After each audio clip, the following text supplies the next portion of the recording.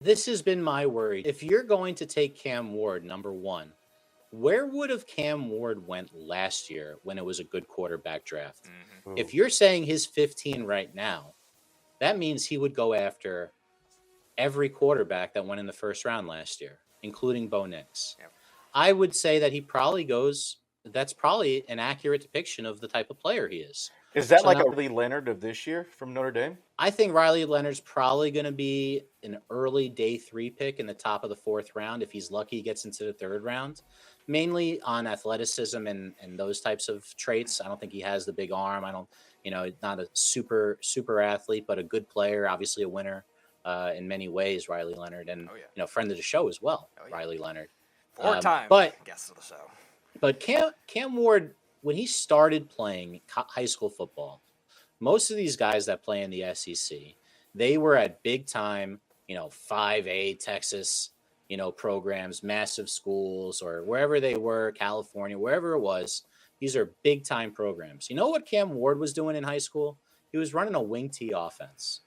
I've coached in New York against dozens, and I don't know why the state of New York can't get away from the wing T.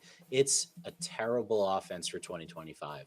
All it takes is a team to get up a score or two, and you can't come back because you have to run 16 play drives, or hope you have one athlete who's just going to run through the tackles and go all the way in every time. And if that's the case, while you're running a wing T, you should spread it out with those athletes. So you don't usually see that. It's like a ground and pound type of offense. Those offenses have a handful of passes in their playbook. They're going to have a waggle boot. They're going to have some quick hitch to get to the sticks. They're going to have some deep play action shot and some kind of flood pattern. That's it. That's JV high school football type of learning.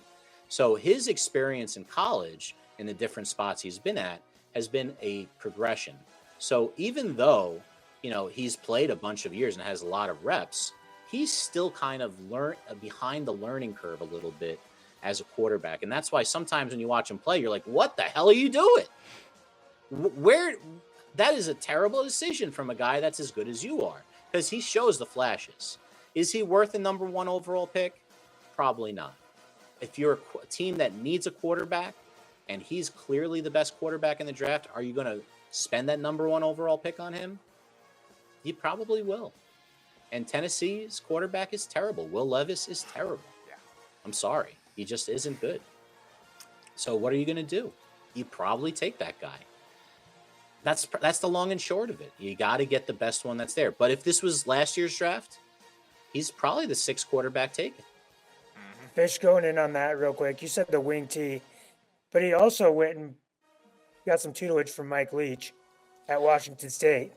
Oh, And look, Mike that's Leach gonna is a help him. legend. R.I.P. By the way. Yes. To Mike Leach. My favorite And coach of I'm not college saying football. that he can't do it, and I And think when he that was was at the best thing ever for him. Go ahead. And when he was at Washington State, I don't know if you've watched some of those games or throws that he was making, but he was under constant duress, and he was just throwing up haymaker after haymaker after haymaker in a school that wasn't that good.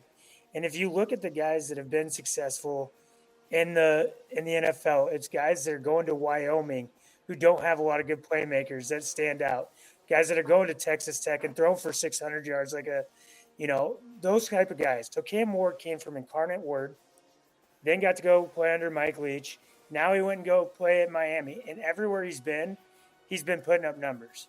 So, he's had the coaching, he's had the experience, he's played in all different offenses, seen a lot of football in his career. And I just remember watching him against Washington.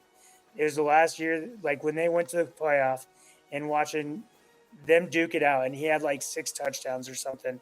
And it was just haymaker after haymaker after haymaker. And I think he's going to be very good. I just don't know how long it'll take him to reach that. Will it be as fast as, the guys that are coming out, Stroud or whatever? I don't think so. I think it'll take him a year to get used to the game speed. And his intelligence, his football knowledge, and things like that will take over. So I'm rooting for the guy. I think he is the number 1.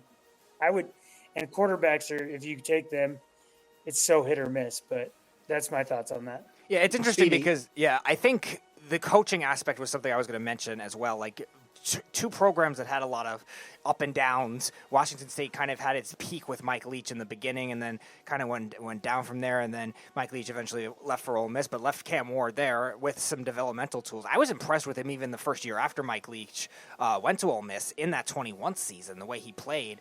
And I think those aspects of Cam Ward's game definitely make it interesting. I think everything that we've been saying about him being coachable and being a smart guy, I think, is that making sense? Now, there are traits in his game I don't love. I think sometimes his throw on the run ability could be weird. Sometimes I think he relies too much on these spectacular catches from these receivers, including one that you're showing here in Restrepo, whose athletic grades were not great, but I think his traits are very interesting, where he could be like a Cooper Kupp type, like third or fourth round That's pick. the sleeper of my draft. Yeah, I think so too. He reminds me a lot of it, and I think playing against these ACC defenses this year, it was kind of a down year for the conference, really, outside of Clemson, and I think maybe that elevated the stats a little more, but obviously still very consistent, still statistically 158 touchdowns is the FBS record. You can't go wrong with that. I think it's definitely safe, but I'm with you, Fish, where I don't know if the upside is like prevalent, where can that be a number one pick that can work? For me, the worry is, what if he's Jameis? Right? You're talking about a guy throwing haymakers. Who throws more haymakers than Jameis Winston? Jay Cutler. Right? Honestly, I don't know if that's true. Jameis Winston just loves to chuck it. He's never seen a guy that was covered enough that he couldn't throw it to him, right? I love the sidearm ability, the throwing off of different platforms of Cam Ward. I just worry that he's going to be a turnover machine trying to do all this crazy stuff in the NFL. I'm hoping for the best. I think he's a slightly better prospect than that. Yeah. Some of us were fooled by that draft, the Jameis Mariota draft, when they went 1-2. Oh, I liked Mariota a lot at the time, believe me. A lot of us did. Yeah. My comparison would be like a better Jordan Love. That's Like, interesting. Okay. That's what I would see him as, is like his upper echelon. So the problem is Jordan Love was allowed to sit for a couple of years. That's what I'm saying. It might take Cam Ward not sitting, but I don't think he's year going to or sit two. that long, though. He's not going to sit. He's not going to sit. They'll start him day one, but he might have a bad first year. But like his ceiling, I think, is better than Jordan Love's. He's got a stronger arm.